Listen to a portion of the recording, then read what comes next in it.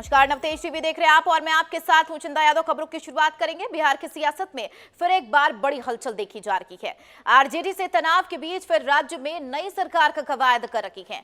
सूत्रों के हवाले से खबर मिल रही है कि नीतीश कुमार फिर एक बार एनडीए का दामन थाम सकती है और 28 जनवरी को 9वीं बार सीएम पद की शपथ ले सकते हैं।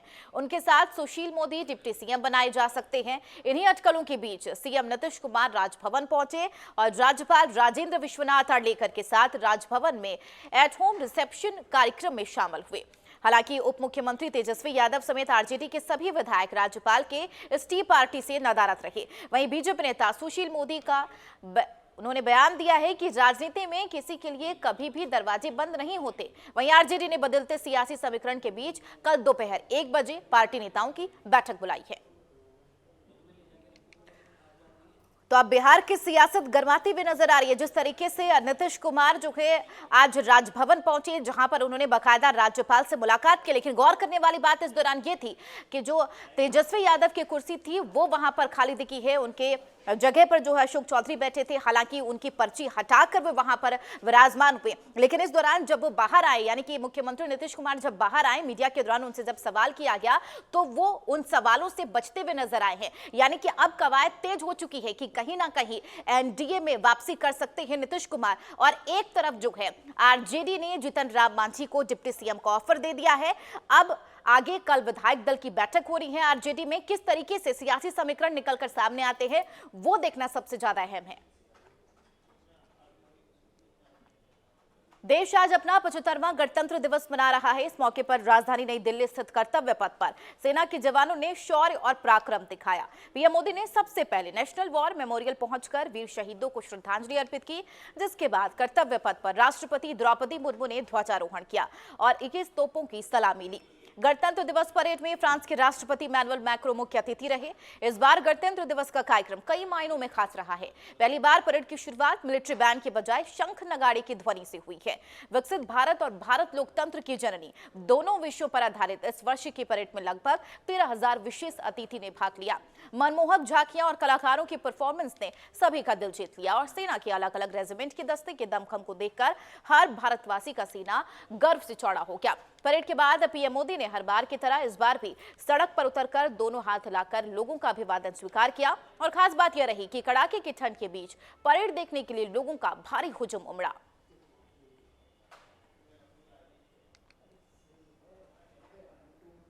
3 साल पहले पायलट के लिए छलका था बीजेपी का दर्द और इन दिनों मरुधरा की राजनीति में अलग अलग तस्वीर जन्म ले रही है। बात करें बीजेपी और कांग्रेस की, अब दोनों ही दल एक दूसरे के लिए खींचतान करने के बाज नहीं आ रही। पहले बीजेपी कांग्रेस को चौतरफा घेर रही थी, अब कांग्रेस बीजेपी को आड़े हाथों ले रही है। साल 2020 में सचिन पायलट के लिए भाजपा के नेताओं ने दर्द बयां किया था, तो अब कांग्रेस के नेता भाजपा के दिग्गज नेता के लिए अपना दर्द बयां कर रही है। इनको शर्म नहीं आती। वसुंधरा जी कहाँ बैठी है? ना पक्ष में बैठी है, इधर प्रतिपक्ष की लाइन में बैठा रखा है। इनको शर्म नहीं आती। आप देखिए माननीय सभापति महोदय, नेता प्रतिपक्ष उधर बैठे हैं, हमारा पूर्व मुख्यमंत्री उसके बराबर में बैठा है, और आप जो विपक्ष के लोग बैठे हैं, निर्दलीय लोग बैठे हैं, उनके बराबर आप अपनी पूर्व 2 बार की मुख्यमंत्री को बैठा रहे। ये अंतर्गलय है। किन किन को मंत्री बनाया, किन को नहीं बनाया, ये अंतर्गलय नहीं है। मुख्यमंत्री जी आपकी मीटिंगों में वसुंधरा जी नहीं जा रही हैं, ये अंतर्गलय नहीं है। पहले जब मैं वहां बैठता था तो सुरक्षित था, सरकार का हिस्सा था। फिर मैंने सोचा कि अध्यक्ष महोदय ने और हमारे चीफ व्हिप साहब ने मेरी सीट यहां पर क्यों रखी है। 2 मिनट मैंने सोचा और फिर देखा कि ये सरहद है, पक्ष है, विपक्ष है, और सरहद पर किसको भेजा जाता है? सबसे मजबूत योद्धा को भेजा जाता है।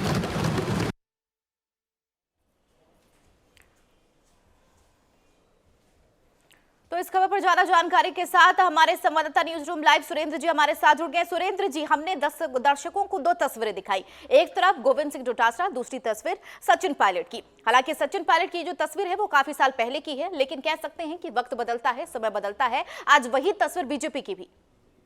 बिल्कुल चंदा, इन तस्वीरों को देखने के बाद मुझे मुनव्वर राणा का वो शायर याद आता है कि पहले सियासत में मोहब्बत हुआ करती थी, अब मोहब्बत में सियासत है। ये जो शहर है ये आज की इन तस्वीरों पर बिल्कुल सटीक बैठता है। देखिए मरुधरा की राजनीति के सियासी गलियारों में दोनों तस्वीरें इस वक्त जो है वो काफ़ी महाभारत जैसी तस्वीरें काम कर रही हैं। ऐसा कुछ लग रहा है कि इन तस्वीरों के पीछे और कई न जाने धुंधली तस्वीरें जन्म ले रही है। हालांकि जिस तरीके से पहले बीजेपी विपक्ष में थी, कांग्रेस सत्ता में थी, अब जो है वो कांग्रेस विपक्ष में है, बीजेपी सत्ता में है। उस वक्त कहा जाता है राजनीति में कब किसके लिए कब क्या चीज़ कही जाए, क्या चीज़ बोली जाए, कोई नहीं जानता। लेकिन एक बात ज़रूर है कि राजनीति सियासी गलियारा 360 डिग्री एंगल का वो चक्र है कि कब किसके लिए कौन सी मोहब्बत की बात निकल जाए और कब किसके लिए कौन बगावत कर जाए, क्योंकि सियासत न तो वक्त देखती है न नज़ाकत देखती है। बिल्कुल, आज वही समय फिर बीजेपी के लिए भी आ चुका है। हालांकि सुरेंद्र, अगर बात कर ले कांग्रेस नेता सचिन पायलट की, तब उन्होंने बकायदा इसका मुंहतोड़ जवाब भी दिया था कि बॉर्डर पर उसे रखा जाता है जो विश्वसनीय सिपाही होता है, जिन पर आप आंख बंद करके विश्वास कर सकते हैं। अब अगर हम पीसीसी चीफ गोविंद सिंह डोटासरा की बात करें, वसुंधरा राजे को लेकर जिस तरीके से उनका दर्द छलका है, इसके क्या कुछ सियासी मायने निकाले जा सकते हैं? देखिए, सियासी मायनों का सीधा सीधा तात्पर्य यही है कि उस वक्त बीजेपी विपक्ष में थी तो सचिन पायलट के कंधों का इस्तेमाल करके गहलोत सरकार उनके मंत्रियों को टारगेट किया गया था, और अब जो है वो वसुंधरा के कंधों का इस्तेमाल करके कांग्रेस और कांग्रेस पार्टी और गोविंद सिंह डोटासरा भजन सरकार और भजन सरकार के मंत्रियों को टारगेट में कर रहे हैं। लगातार बार बार कहा जा रहा है कि ये पर्ची की सरकार है। हालांकि यहां पर जो एक दूसरी तस्वीर जो आई है वो यही है कि अब सियासत में मोहब्बत है या मोहब्बत में सियासत है, इसको समझना बेहद महत्वपूर्ण है। क्योंकि लगातार अब कांग्रेस 70 विधायक लेकर के बैठी है, 115 सीटें बीजेपी के पास है, 55 दिन से ज्यादा का दिन निकल चुका है। तो अब लगातार प्रखर मुखर होकर के गोविंद सिंह डोटासरा, प्रतिपक्ष नेता टीकाराम जूली की बात कर लें, चाहे हम पीसीसी गोविंद सिंह डोटासरा और इसके अलावा सचिन पायलट की बात करें, तमाम जो कांग्रेस के बड़े दिग्गज नेता हैं अब बीजेपी को पूरी तरीके से यहां पर चौतरफा घेरते हुए नजर आ रहे हैं। लेकिन राजनीति के सियासी गलियारे में यह तस्वीर बहुत महत्वपूर्ण है। देखिए, 2014 के सफर का अगर मैं बात करूं तो 2014 से लेकर के वसुंधरा हमेशा एक्टिव रही है, चाहे वो चुनावी मोड़ हो चाहे वो बिना चुनावी का मोड़ हो। लेकिन अब आप देखिए कि 14 अगस्त 2020 को जब सचिन पायलट के साथ मानेसर कांड हुआ, मानेसर कांड होने के बाद जो है वो सचिन पायलट को पहले फ्रंट में बिठाया गया था, फिर लास्ट में किनारे पर बिठाया जाता है। लेकिन उस वक्त भी सचिन पायलट ने अपना संयम नहीं खोया था, और अभी भी 2024 का चुनाव है, सचिन पायलट अभी भी अपने संयम को बरकरार रखे हुए हैं। लेकिन ऐसे में एक सवाल एक और उठता हुआ नजर आता है सुरेंद्र जी, चूंकि अगर वसुंधरा राजे की बात करें, हालांकि शुरुआत पर जब विधानसभा चुनाव होने थे शुरुआती तौर पर यह कयास लगाए जा रहे थे कि उनके विधायकों को दरकिनार किया जा रहा है, लेकिन एक के बाद एक जब दूसरी सूची आई तो ये जो संशय बना हुआ था वो कहीं ना कहीं खत्म हो गया और तमाम विधायकों को जगह दी गई। लेकिन उसके बाद ये तस्वीरें, गोविंद सिंह डोटासरा का जो बयान सामने आया है, कहीं ना कहीं ये क्या इससे ये सवाल उठे जा सकते हैं कि क्या वसुंधरा राजे को एक बार फिर से दरकिनार किया जा रहा है? बिल्कुल एग्जैक्टली चंदा, आपका सवाल यहाँ पर बिल्कुल सटीक इसलिए बैठता है क्योंकि आप देखिए कि नवंबर 2022 से लेकर के 24 तारीख तक, 24 जनवरी 2024 तक मोदी 12 बार राजस्थान आ चुके हैं, और 12 बार, और खास करके मैं बात करूं तो विधानसभा चुनाव से पहले मोदी के तमाम जितने दौरे हुए थे उन दौरों में आप देखिए हर एक तस्वीर के पीछे एक बड़ी सियासत नजर आ रही थी। अब आप देखिए कि 2 मिनट के लिए या 2 सेकंड के लिए वसुंधरा चाहती थी कि मोदी नजर उठा करके देखे। हालांकि यह कहना लाजमी होगा और यह वक्त बिल्कुल सही है, क्योंकि वसुंधरा पहले जिस तरीके से एक्टिव थी पार्टी में, लेकिन अब बिल्कुल अनएक्टिव होती हुई नजर आ रही है। दूसरी चीज, अब आप देखिए कि हर कोई व्यक्ति उगते सूरज को नमस्कार करता है, लेकिन अब धीरे धीरे राजस्थान की राजनीति से कहना लाजमी होगा कि वसुंधरा की सियासत का जो उगता हुआ सूरज है वो अब ढलते हुए सूरज की तरफ। आखिरकार गोविंद सिंह डोटासरा के बयान के बाद क्या किसी तरीके से सियासी समीकरण में बदलाव होते हैं या फिर नहीं? बहुत शुक्रिया सुरेंद्र आपका हमारे साथ इस खबर पर बनने के लिए। खबरों में बढ़ेंगे आगे। राहुल गांधी की न्याय यात्रा की तर्ज पर एनओसीआई राजस्थान के तत्वाधान में अध्यक्ष विनोद झाकड़ ने राजस्थान यूनिवर्सिटी गेट पर त्रिमूर्ति सर्कल तक तिरंगा यात्रा निकाली। आपको बता दें, यात्रा निकालने से पहले झारखंड ने संविधान की प्रस्तावना सभी छात्रों के साथ दोहराई है। नवतेज टीवी से खास बातचीत करते हुए झारखंड ने कहा कि आज संविधान खतरे में है और इसलिए राहुल गांधी जहां न्याय यात्रा निकाल रही हैं, तो वहीं हमने आज तिरंगा यात्रा का आयोजन किया ताकि संविधान के प्रति युवाओं को जागरूक किया जा सके। और क्या कुछ कहा झारखंड ने, आइए आपको सुनाते हैं। एनएसयूआई के अध्यक्ष विनोद जाखड़ जी हमारे साथ हैं। विनोद जी, तिरंगा यात्रा आप निकाल रहे हैं, क्या वजह है इसकी? देखिए, आज 26 जनवरी है, हमारा गणतंत्र दिवस है और राजस्थान में एनएसयूआई पूरे राजस्थान के अंदर जो है आज तिरंगा यात्रा निकाल रही है। और मैं भी एनएसयूआई को पूरी टीम को साथ लेके हम राजस्थान के मुख्य द्वार से लेकर आज 100 फीट का तिरंगा जो है हमारे साथ में है। हम राजस्थान यूनिवर्सिटी से लेकर त्रिमूर्ति सर्किल तक जो तिरंगा यात्रा निकालेंगे और यही संदेश देखेंगे कि देखिए, देश के संविधान को हमें मजबूत करना है, संविधान की संप्रभुता एकता को हमें बना के रखना है, पूरे देश के नागरिकों को जो है ये विश्वास दिलाना है कि संविधान के साथ हम लोग सुरक्षित हैं और संपूर्ण भारत हमारा एक राष्ट्र है, हम सब उसके नागरिक हैं। हमें एकजुट रह के रखना है, एक साथ में रहना है, भाईचारे के साथ, समानता के साथ। आज एनएसयूआई इस मुहिम के साथ पूरे राजस्थान में तिरंगा यात्रा निकाल रही है। आपने संविधान प्रस्तावना पढ़वाई है सबको, तो इसका प्रमुख कारण क्या रहा? देखिए, आज इस तरीके से संविधान के साथ जो है छेड़छाड़ की जा रही है, उस पर चोट की जा रही है, उसको खत्म किया जा रहा है, तो हम संविधान की लोगों को शपथ दिला रहे हैं, उसकी उपदेशिका को पढ़ाया जा रहे हैं ताकि नौजवान पीढ़ी को पता लगे कि हम संविधान से हमें दिया क्या है, उसके मूल उद्देश्य क्या थे। तो संविधान की प्रस्तावना के साथ साथ सब में हम यही भावना चाहते हैं कि एनएसयूआई जो है संविधान को मानती है, कांग्रेस पार्टी संविधान को मानती है और इस संविधान के अंदर जो है सब लोग सुरक्षित हैं। राहुल गांधी की न्याय यात्रा के साथ गणतंत्र दिवस की पूर्व संध्या पर फ्रांसीसी राष्ट्रपति इमैनुअल मैक्रों का प्रधानमंत्री मोदी के साथ गुलाबी नगरी का दौरा अपने आप में काफी महत्वपूर्ण रहा। खास बात यह है कि गुलाबी नगरी जयपुर को पेरिस का जुड़वा शहर भी कहा जाता है। ऐसे में दो नेताओं की इस यात्रा से इस पहचान को भी और मजबूती मिलेगी। भारत में जयपुर पर्यटन का भी बड़ा हब माना जाता है। जुलाई और अगस्त के महीने में फ्रांस के काफी अधिक संख्या में पर्यटक राजस्थान आते हैं। राष्ट्रपति मैक्रों के इस दौरे से पर्यटन को भी और अधिक बढ़ावा मिलेगा। पीएम मोदी ने जैसे लक्षद्वीप के पर्यटन को विश्व मानचित्र पर जगह दिलाई, उसी तरह जयपुर दौरे के बाद कहीं ना कहीं पर्यटन और कला संस्कृति के साथ ही राजस्थानी हेरिटेज भी अब विश्व में एक अलग पहचान मिलेगी। इन्हीं सब मुद्दों पर आने वाले लोकसभा चुनावों को लेकर भी भाजपा अल्पसंख्यक मोर्चे के प्रदेश अध्यक्ष हामिद खान मेवाती से नवतेज टीवी ने खास बातचीत की। आज पूरा भारतवर्ष गणतंत्र दिवस मना रहा है और कल राजस्थान की राजधानी जयपुर ने एक ऐतिहासिक पल देखा जब फ्रांस के राष्ट्राध्यक्ष हमारे प्रधानमंत्री नरेंद्र मोदी के साथ जयपुर परकोटे के दौरे पे थे। कई दुकानों का भी उन्होंने विजिट करा, साहू की चाय पी और पूरे परकोटे के लोगों ने जिस प्रकार से फ्रांस के राष्ट्रपति का स्वागत किया है वो वाकई में अपने आप में अद्भुत है। हमारे साथ प्रदेश अध्यक्ष अल्पसंख्यक मोर्चा के हामिद खान जी मौजूद हैं। हामिद जी, सबसे पहले तो गणतंत्र दिवस की आपको बहुत बहुत शुभकामनाएं। कल एक ऐतिहासिक पल का गवाह जयपुर बना, क्या कहेंगे उस पर? देखिए, सबसे पहले तो पूरे प्रदेशवासियों को गणतंत्र दिवस की हार्दिक शुभकामनाएं। और कल ऐतिहासिक क्षण थे, देश के यशस्वी प्रधानमंत्री जी और उनके साथ में हमारे जो मेहमान थे फ्रांस के राष्ट्रपति जी, वो राजस्थान की गुलाबी नगरी में पधारे थे और गुलाबी नगरी के लोगों ने और भारतीय जनता पार्टी के कार्यकर्ताओं ने जिस तरह से उनका जो स्वागत किया वो ऐतिहासिक स्वागत था। क्योंकि माननीय प्रधानमंत्री जी का जो विज़न है, जो विकास की जो उनकी सोच है, उस सोच के तहत उन्होंने गुलाबी नगरी को चुना। क्योंकि यहाँ पर्यटन का भी बढ़ावा होगा और जो हमारे जो रोजगार के अवसर हैं वो भी हमें मिलेंगे, नई नई योजनाएं इस राजस्थान के अंदर आएंगी। माननीय मोदी जी चाहते हैं कि जो राजस्थान है एक विकसित राजस्थान बने। क्योंकि जो माननीय मोदी जी ने जो विकसित भारत संकल्प यात्राएं जो पूरे देश के अंदर निकाली है, तो उसका लाभ भी हमारे राजस्थान के लोगों को मिला है। और माननीय प्रधानमंत्री जी जिनका विजन है इस देश को स्वर्णिम अवसर प्रदान करने का, इस देश का नाम पूरी दुनिया में करने का, ऐसे प्रधानमंत्री जी का हम गर्व से स्वागत करते हैं, सम्मान करते हैं। और हमें भी गर्व है कि ऐसे माननीय प्रधानमंत्री जी के नेतृत्व में हमको भी काम करने का अवसर मिल रहा है।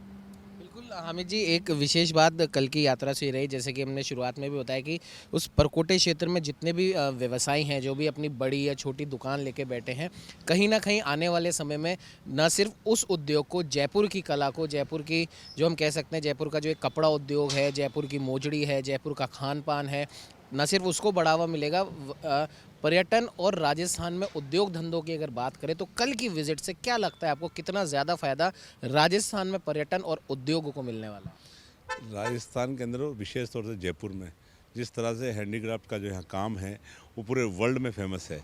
और कल जिस तरह से माननीय मोदी जी को, क्योंकि 22 तारीख को जिस प्राण प्रतिष्ठा जो की थी राम मंदिर की, माननीय मोदी जी ने जब हमारे जो यहाँ फ्रांस के राष्ट्रपति आए तो उनको राम मंदिर का एक चित्र भेंट किया तो बड़े प्रसन्न हुए और उन्होंने इच्छा जाहिर की कि मैं भी देखना चाहता हूँ, क्योंकि पूरी दुनिया ने उसको देखा और देश के जो हमारे भारतवर्ष के जो नागरिक हैं उन सब ने देखा। और एक गौरव का दिन था 22 तारीख का, जब माननीय प्रधानमंत्री जी ने राष्ट्र को समर्पित किया था राम मंदिर के जो प्राण। तो इसी खबर पर हमारे वरिष्ठ संवाददाता उमंग माथुर न्यूज रूम लाइव हमारे साथ जुड़ गए। उमंग जी, ये कहना गलत नहीं होगा कि आखिरकार अब कल का जो दौरा रहा प्रधानमंत्री नरेंद्र मोदी का और राष्ट्रपति इमैनुअल मैक्रों का, इससे ये कहना गलत नहीं होगा कि आखिरकार, हालांकि ये बात तो पहले से ये पता है कि ये पर्यटक तौर पर जयपुर पहले से ही फेमस है, लेकिन अब कल का ये जो दौरा हुआ उससे पर्यटन और कहीं ना कहीं निवेशक में बाढ़ सी आ सकती है। बिल्कुल चंदा, वाकई में ये हम कह सकते हैं कल का दिन जयपुर के लिए खास तौर पर बहुत ऐतिहासिक दृष्टि भरा रहा है, क्योंकि फ्रांसीसी राष्ट्रपति मैक्रो का जो कल का दौरा हुआ है, और सबसे बड़ी बात है उनके दौरे के दौरान वो जिस जिस जगह पर गए हैं हर उस जगह का अपना एक पर्यटन की दृष्टि से काफ़ी बड़ा महत्व है। फिर भले ही वो सिटी पैलेस हो, आमेर का किला हो, या फिर रात का जो उनका डिनर रामबाग में हुआ है, और उनके जो पूरा जो परकोटे का जो पूरा एरिया था वहाँ पर एक विशेष बात कल हमने देखी कि वहाँ पर कई प्रकार की दुकानें हैं, भले वो मेडिकल की हो, स्टेशनरी की हो, या जनरल आइटम्स की हो, लेकिन वो सारी दुकानें बंद थीं और जो दुकानें खुली हुई थी वो थी जयपुर ज्वेलरी की। जयपुर में जो कपड़ा उद्योग है, जिस प्रकार से कपड़े जयपुर में बनते हैं जो काफ़ी हम कह सकते हैं विश्व विख्यात हैं पहले से ही, जयपुर की जो मोजड़ी है, जयपुर का जो खान पान है, ये तमाम दुकानें खुली हुई थी। इसका मतलब साफ है कि प्रधानमंत्री नरेंद्र मोदी ने जयपुर की जो ब्रांडिंग करी है इस दौरे के दौरान, वो कहीं ना कहीं फ्रांसीसी राष्ट्रपति के दिल में जरूर उतरी होंगी। और आपको भी याद होगा, तमाम मीडिया चैनल्स ने भी चलाया, हमने भी चलाया, कि उन्होंने रुक कर हवा महल के पास में एक मशहूर चाय वाले की दुकान है, वहां से उनको मिट्टी के कुल्हड़ के अंदर चाय पिलाई है। और सबसे बड़ी बात, चाय पीते पीते भी प्रधानमंत्री नरेंद्र मोदी ने फ्रांसीसी राष्ट्रपति से कहा कि ये काफी एनवायरमेंटल है। इस बात के भी अपने आप में कई बहुत बड़े मतलब हैं जी। मिट्टी के कुल्हड़ में या मिट्टी के बर्तन में कुछ भी खाना या पीना, वो अपने आप में हम सेहत की दृष्टि से भी काफ़ी अच्छा माना जाता है। और आज भी हम कह सकते हैं कि कई विदेशी देशों में मिट्टी के बर्तनों का उपयोग शुरू हो चुका है, वो भी कहीं ना कहीं हम कह सकते हैं वो भारत की देन है। और वो दिन दूर नहीं जब हो सकता है फ्रांस में भी किसी कैफ़े या रेस्टोरेंट में मिट्टी के बर्तन या मिट्टी के कुल्हड़ देखे जा सकते हो।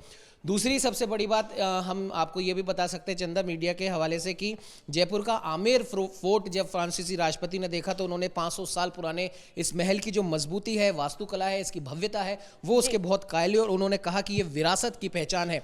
मैक्रो ने कहा कि फ्रांस के कारण जो सोन महल है उसको आमेर महल से सीधे कनेक्ट करेंगे ताकि लोग इसकी खूबी जान सकें। कहीं ना कहीं कह सकते हो उमंग जी कि कल का जो प्रधानमंत्री नरेंद्र मोदी का दौरा रहा गुलाबी नगरी में, वो ऐतिहासिक तौर पर, विश्व स्तर पर ऐतिहासिक धरोहर जो दिखाए गए राजस्थान के, उससे प्रचलित तो हुआ, और खासकर पर्यटन को भी कहीं ना कहीं काफी ज्यादा बढ़ावा अब मिलेगा। बहुत शुक्रिया उमंग जी इस खबर पर हमारे साथ बनने के लिए, ज्यादा जानकारी के लिए। खबरों में बढ़ेंगे आगे। आज पूरे देश 75वां गणतंत्र दिवस मना रहा है। इसी कड़ी में आज पिंक सिटी प्रेस क्लब में भी तिरंगा फहराकर विधिवत तरीके से गणतंत्र दिवस मनाया गया। बता दें, गणतंत्र दिवस समारोह के दौरान प्रेस क्लब कार्यकारिणी अध्यक्ष राधा रमन शर्मा, महासचिव रामेंद्र सोलंकी, उपाध्यक्ष राहुल भारद्वाज और अन्य कार्यकारिणी सदस्य और कई वरिष्ठ पत्रकार मौजूद रहे। नवतेज टीवी से बात करते हुए अध्यक्ष राधा रमन शर्मा ने कहा कि आज जरूरी है कि पत्रकार की लेखनी को भी राष्ट्रभक्ति से ओतप्रोत होने की आवश्यकता है, ताकि पत्रकार देश हित को ध्यान में रखते हुए अपनी खबरों को और धार दे सके।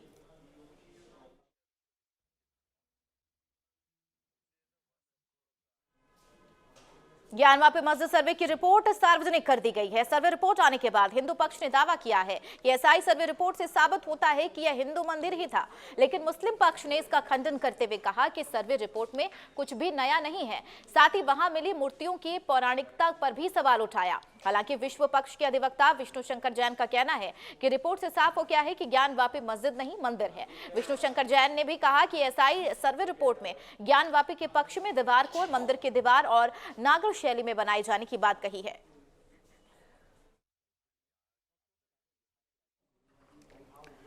75वें गणतंत्र दिवस के अवसर पर जयपुर के सवाई मानसिंह स्टेडियम में राज्य स्तरीय समारोह मनाया गया। राज्यपाल कलराज मिश्र ने समारोह में ध्वजारोहण किया और परेड का निरीक्षण किया। इस दौरान सीएम बजुलाल शर्मा समेत कई जनप्रतिनिधियों और ब्यूरोक्रेसी के अफसर और अन्य गणमान्य नागरिक मौजूद रहे। समारोह के दौरान राज्यपाल कलराज मिश्र ने आईपीएस प्रशाखा माथुर सेवानिवृत्त उप निरीक्षक प्रेम सिंह, भीम सिंह शर्मा और ब्रजेश कुमार निगम को राष्ट्रपति पुलिस पदक से देकर सम्मानित किया गया।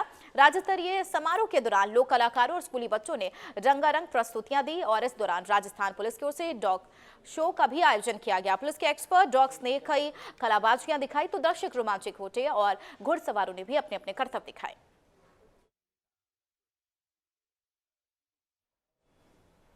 गणतंत्र दिवस के मौके पर जोधपुर के राजकीय उम्मेद स्टेडियम में भजनलाल सरकार में कैबिनेट मंत्री जोगाराम पटेल ने मार्च पास्ट की सलामी ली। इस अवसर पर पहली बार महिला उत्थान की थीम पर मनाए जा रहे गणतंत्र दिवस से जुड़ी झांकियों ने दर्शकों का मन मोह लिया। उन्होंने मीडिया से बात करते हुए कहा कि प्रधानमंत्री नरेंद्र मोदी के विजन पर उभरता हमारा भारत राष्ट्र निरंतर तरक्की कर रहा है। समृद्ध देश के लिए आगे बढ़ेगा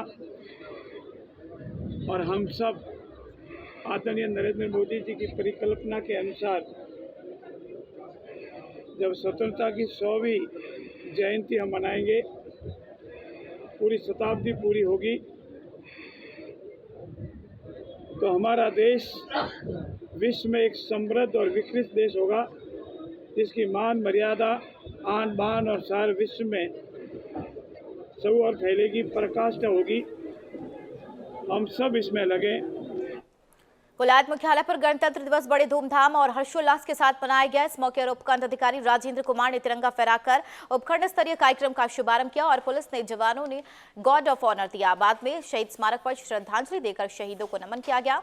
इस दौरान सीओ और उपखंड अधिकारी ने एनसीसी कैडेट का निरीक्षण किया। गणतंत्र दिवस पर छात्रों ने सांस्कृतिक कार्यक्रम की प्रस्तुतियां भी दी।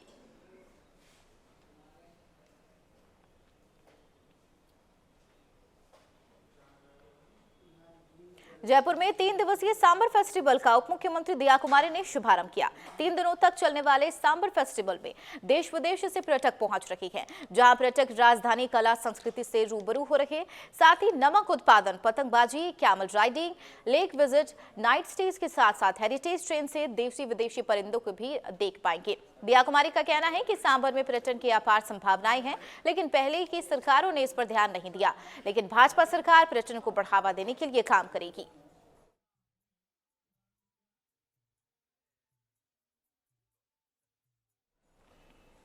झुंझुनू में आज 75वां गणतंत्र दिवस धूमधाम से मनाया गया। इस मौके पर स्वर्ण जयंती स्टेडियम में जिला स्तरीय समारोह में deputy CM doctor Premchand Bairwa ने ध्वजारोहण किया। इस दौरान पुलिस बैंड ने राष्ट्रीय धुन बजाई और गॉर्ड ऑफ ऑनर दिया, जिसके बाद डिप्टी सीएम ने परेड का निरीक्षण कर मार्च पास्ट और सलामी ली।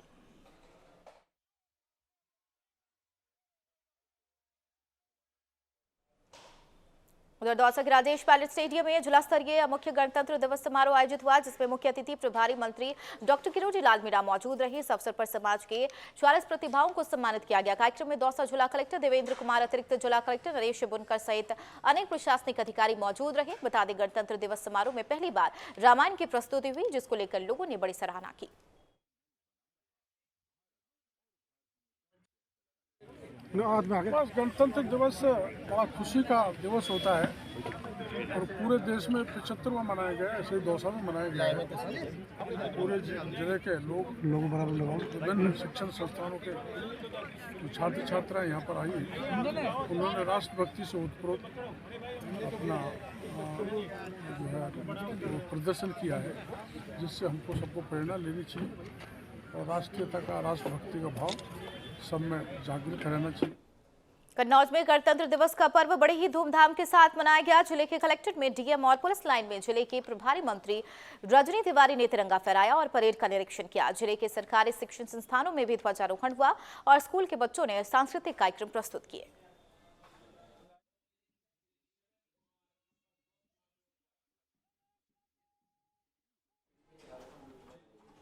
यूपी के बहराइच में इलेक्ट्रॉनिक वोटिंग मशीन के प्रति अब लोगों में विरोध उत्पन्न होने लगा है। बहराइच में सैकड़ों की संख्या में अधिवक्ताओं ने ईवीएम मशीन का बहिष्कार करते हुए बैलेट पेपर से चुनाव कराने की मांग को लेकर राष्ट्रपति के नाम ज्ञापन सौंपा। ईवीएम हटाओ संयुक्त मोर्चा के बैनर तले अधिवक्ताओं ने कलेक्ट्रेट परिसर में जमकर नारेबाजी की और लोकतंत्र को बचाने के लिए इलेक्ट्रॉनिक वोटिंग मशीन को हटाकर बैलेट पेपर से चुनाव कराए जाने की मांग की।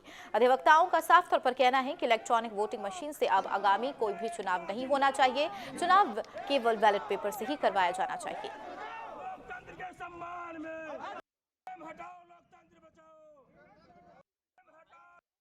अधिवक्ताओं की तरफ से ईवीएम के खिलाफ ज्ञापन दिया जा रहा है और हमारी ये मांगे कि ईवीएम से जो चुनाव भारत के अंदर कराया जा रहा है ये लोकतंत्र के विरुद्ध है, क्योंकि 8 अक्टूबर 2013 को माननीय सुप्रीम कोर्ट द्वारा ये फैसला दिया जा चुका है कि इलेक्ट्रॉनिक वोटिंग मशीन से फ्री फेयर एंड ट्रांसपेरेंट चुनाव नहीं हो सकता है।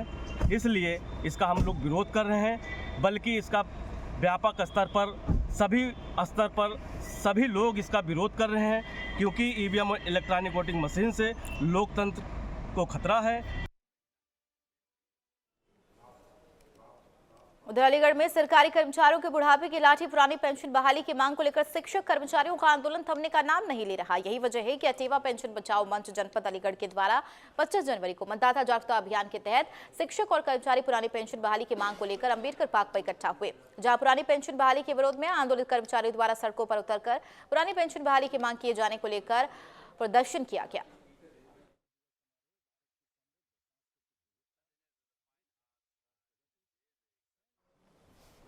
अलीगढ़ के ऊपरकोट नगर कोतवाली क्षेत्र में एक 8 साल की मासूम के साथ दुष्कर्म करने का मामला सामने आया है। बताया जा रहा है युवक ने मासूम को चाय में नशीली दवा देकर बेहोशी की हालत में उसके साथ दुष्कर्म किया और बच्चे को खून से लथपथ छोड़कर मौके से फरार हो गया।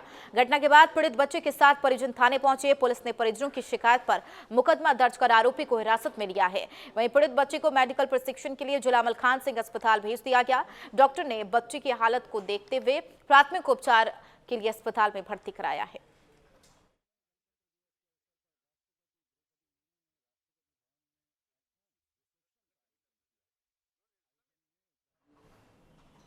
देश भर में आज 75वां गणतंत्र दिवस मनाया जा रहा है, तो वहीं बहराइच में घने कोहरे के बीच गणतंत्र दिवस मनाया गया। पुलिस लाइन में डीएम मोनिका रानी ने ध्वजारोहण किया। उत्कृष्ट कार्य करने वाले पुलिसकर्मियों को सम्मानित भी किया। डीएम मोनिका रानी और एसपी वृंदा शुक्ला ने तिरंगे को सलामी दी। पुलिस लाइन के परेड में हजारों पुलिसकर्मी शामिल हुए।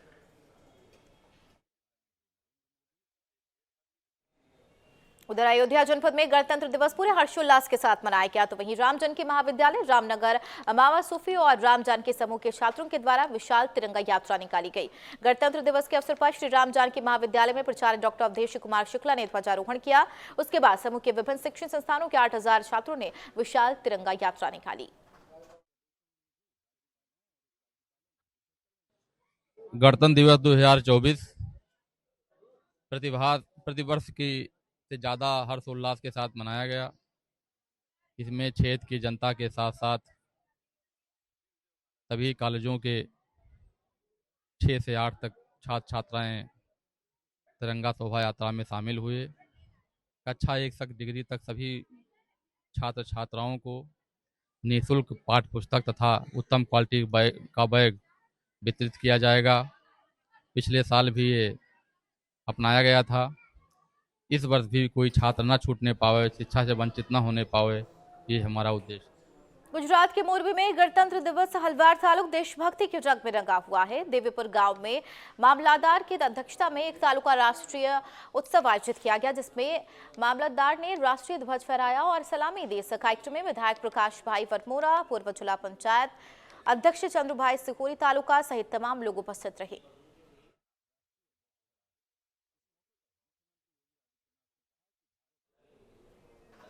75वां गणतंत्र दिवस बीकानेर के डॉक्टर करणी सिंह स्टेडियम में मनाया गया। समारोह में मुख्य अतिथि खाद्य एवं नागरिक आपूर्ति मंत्री सुमित गुदारा ने ध्वजारोहण किया।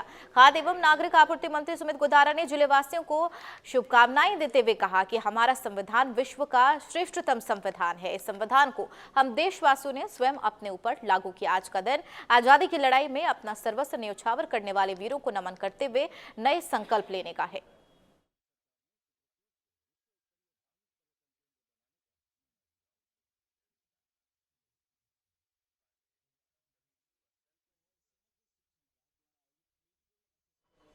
बीकानेर में 75वें गणतंत्र दिवस के मौके पर राजकीय करणी सिंह स्टेडियम में जिला स्तरीय कार्यक्रम का आयोजन किया गया। शंकर कुलारिया को कैबिनेट मंत्री सुमित गोदारा ने सम्मानित किया। बीकानेर में आयोजित राजकीय कार्यक्रम में बीकानेर जिले के अलग अलग क्षेत्र में काम करने वाले 63 विभूतियों को सम्मानित किया गया। मौके पर बीकानेर के नवतेज टीवी ब्यूरो चीफ के सिंह ने शंकर कुलारिया से खास बातचीत की। सबसे पहले पूरे भारतवासियों को आज गणतंत्र दिवस की बहुत बहुत शुभकामनाएं। आज मुझे और मुझे परिवार को बहुत ही प्राउड फील हो रहा है कि आज राजस्थान सरकार के द्वारा फिर से हमारे परिवार को एक अपनी बुक के अंदर जगह दी और मान सम्मान दिया। उसके लिए राजस्थान सरकार को बहुत बहुत बधाई और धन्यवाद भी देना चाहूँगा कि उन्होंने हमारे परिवार को फिर से सेलेक्ट किया। और आज पूरा माहौल ऐसा है, मैं बीकानेर में जब मैं यहाँ पे आता हूँ, यहाँ जाए जन्मा हूँ, तो डेफिनेटली बहुत अच्छा लगता है कि जब हमारे खुद का गृह जिले में आके और हमारे लोग हमें सम्मानित करते हैं, बहुत प्राउड फील होती है, बहुत अच्छा लगता है।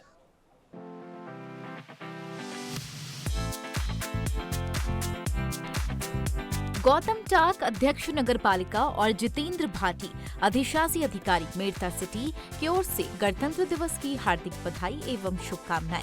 स्वच्छ मेड़ता हरित मेड़ता, एक कदम स्वच्छता की ओर।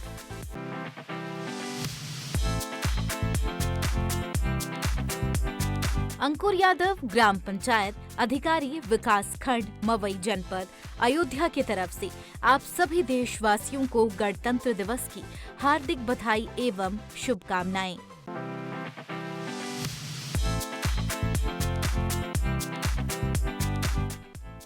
आशाराम जी अवर अभियंता PWD जनपद आजमगढ़ की तरफ से आप सभी देशवासियों को गणतंत्र दिवस की हार्दिक बधाई एवं शुभकामनाएं।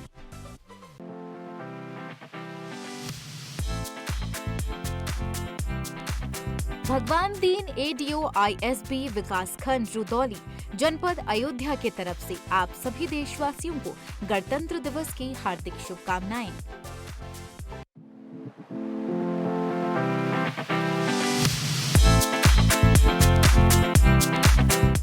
गणतंत्र दिवस की हार्दिक बधाई एवं शुभकामनाएं। चित्तौड़गढ़ डेयरी, चित्तौड़गढ़ प्रतापगढ़ दुग्ध उत्पादक सहकारी संघ लिमिटेड, बद्रीलाल जगपुराध्यक्ष, मदन लाल प्रबंधक संचालक एवं समस्त संचालक मंडल सदस्य, 6 किलोमीटर उदयपुर रोड, डायमंड चौराहा, चित्तौड़गढ़, राजस्थान।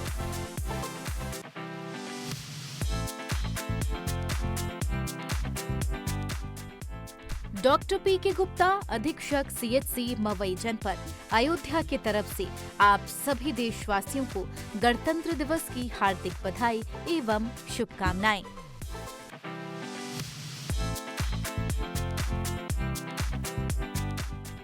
जावद खान ग्राम प्रधान ग्राम सभा चंद्रमऊ बैरम विकास खंड मवई जनपद अयोध्या की तरफ से आप सभी देशवासियों को गणतंत्र दिवस की हार्दिक बधाई एवं शुभकामनाएं।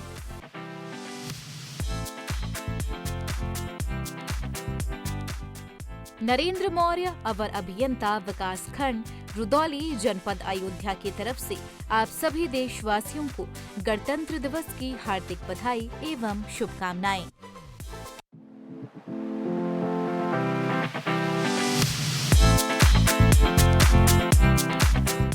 रविकांत तिवारी मोनू भैया युवा भाजपा नेता नगर पंचायत मां कामाख्या जनपद अयोध्या की तरफ से आप सभी देशवासियों को गणतंत्र दिवस की हार्दिक बधाई एवं शुभकामनाएं।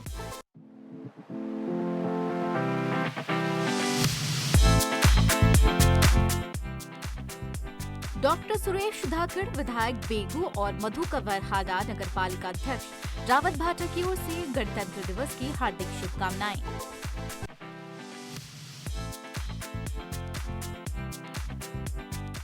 श्रवण प्रसाद अवर अभियंता विद्युत विभाग रुदौली जनपद अयोध्या की तरफ से आप सभी देशवासियों को गणतंत्र दिवस की हार्दिक बधाई एवं शुभकामनाएं।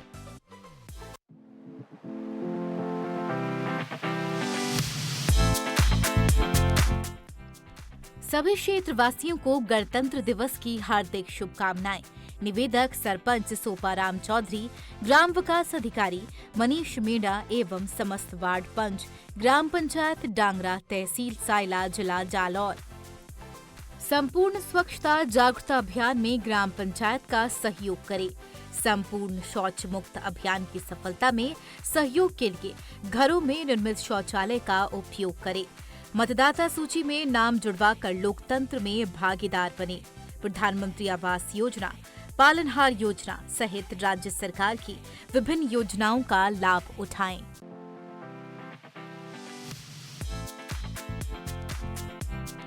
सरपंच तेज सिंह बालोत एवं ग्राम विकास अधिकारी विनीता मीना और समस्त वार्ड पंच और पंचायत कर्मचारी गण ग्राम पंचायत पावटा, पंचायत समिति आहोर, जालौर की तरफ से देशवासियों को 75वें गणतंत्र दिवस की हार्दिक शुभकामनाएं। अपील, अपने गांव को साफ सुथरा व स्वच्छ रखें, अधिक पेड़ पौधे लगाते हुए पर्यावरण का संरक्षण करें, सरकारी व गोचर भूमि पर अतिक्रमण नहीं करें, 18 वर्ष अधिक आयु होने पर मतदाता सूची में नाम जुड़वाएं।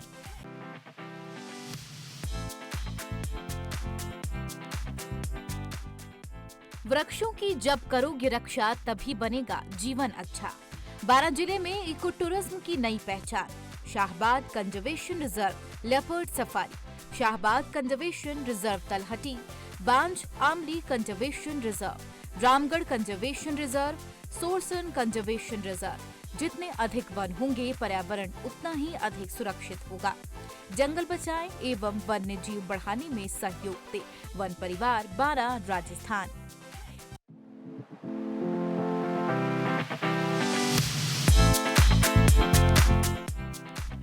अनुपम वर्मा, वीडियो मवई, जनपद अयोध्या की तरफ से गणतंत्र दिवस की हार्दिक बधाई एवं शुभकामनाएं।